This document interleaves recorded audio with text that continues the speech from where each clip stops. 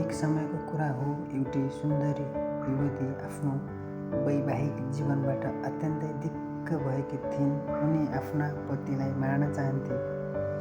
एक दिन बिहान उनी अत्यन्तै आत्तिँदै माइतमा आफ्नो आमा कहाँ पुगिन् र भनिन्, आमा, म अब मेरो पतिसँग धेरै नै थाकिसकेँ। उसका नचाहिने व्यवहारहरू सहन नसक्ने अवस्थामा म पुगिसकेँ। अब म उसलाई मार्न चाहन्छु, तर मलाई डर छ, यदि मैले उसलाई मारे भने कानुनले मलाई सजाय दिनेछ। के तपाईँले मलाई यसमा मद्दत गर्न सक्नुहुन्छ?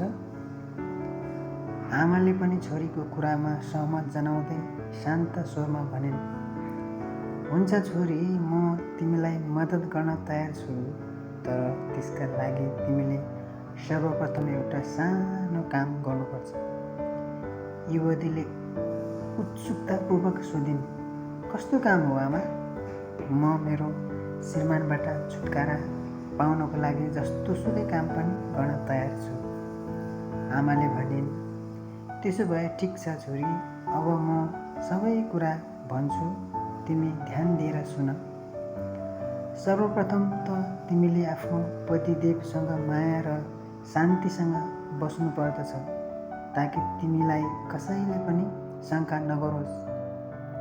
तिमीले अब पहिलेभन्दा धेरै सिँगारिएर बस्नुपर्दछ, ताकि तिमी उसको नजरमा पहिलेभन्दा अझ धेरै आकर्षक र राम्री लागोस्।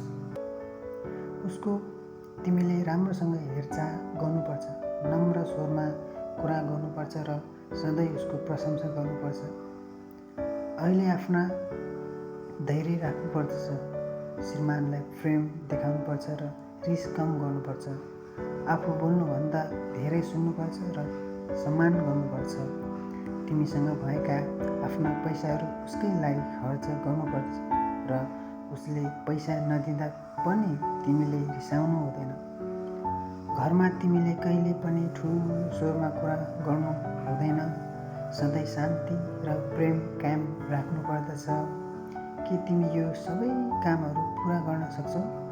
आमाले सोधिन्। हो आमा, म यी सबै कामहरू पुरा गर्न सक्छु। आमा, मैले भोगिसकेको पीडाको अगाडि यी कार्यहरू म सजिलै गर्न सक्छु, ताकि मैले यी पीडाहरूबाट छुट्टै मुक्ति पाउन सकौँ। त्यसपछि आमाले एउटा सानो प्याकेट दिँदै भनिन्, छोरी, यो पाउडर दिनहुँ अलिअलि उसको खानामा मिसाइदिने। यसले ऊ बिस्तारै बिस्तारै कमजोर हुँदै जानेछ र एक दिन मर्नेछ। 30 दिनपछि युवती फेरि डराउँदै आमा कहाँ आइन् र भनिन्, आमा, म अब मेरो पतिलाई मार्न चाहन्न। उहाँ पूर्ण रूपमा परिवर्तन भइसक्नु भएको छ। उहाँले अहिले पहिलेभन्दा धेरै मायाले कोमल र मिठो हुनुहुन्छ। म के गरौँ? यो विषलाई अब कसरी रोकौँ? आमाले मुस्कुराउँदै भनी, छोरी, तिमी अब चिन्ता नगर। मैले तिमीलाई दिएको प्याकेटको विष होइन, यो त केवल माइदा थियो, जसले मानिसलाई कहिल्यै पनि मार्दैन। छोरी, वास्तवमा असली विष त तिमी आफै थियौ। तिम्रो रिस, तिम्रो जलन र तिम्रो उपेक्षाले घरमा विषको काम गरेका थिए। जब तिमीले आफ्नो श्रीमानलाई प्रेम, सम्मान र हेरचाह दिन थाल्यौ, त्यही क्षणबाट तिमीले आफ्नो पतिलाई बचायौ। साथीहरू, बुद्धिमान स्त्रीले आफ्नो सुन्दर घर निर्माण गर्छ भने मूर्ख स्त्रीले आफ्नो हातले त्यसलाई नष्ट गर्छ। जो स्त्री ईश्वरको मार्गमा हिँड्छ, प्रेम, संयम र समझदारीका साथ व्यवहार गर्छ, उसले आफ्नो घरलाई स्वर्ग समान बनाउँछ। तर जो स्त्री मूर्ख र अहङ्कार महत्त्वपूर्ण निर्णयहरू गर्छ, उसले आफ्नो घरको विनाश आफै निम्ताउँछ। तपाईँलाई यो माथिको कथा कस्तो लाग्यो? आफ्नो विचार प्रतिक्रिया व्यक्त गर्न नभुल्नुहोला। हस्त नमस्कार।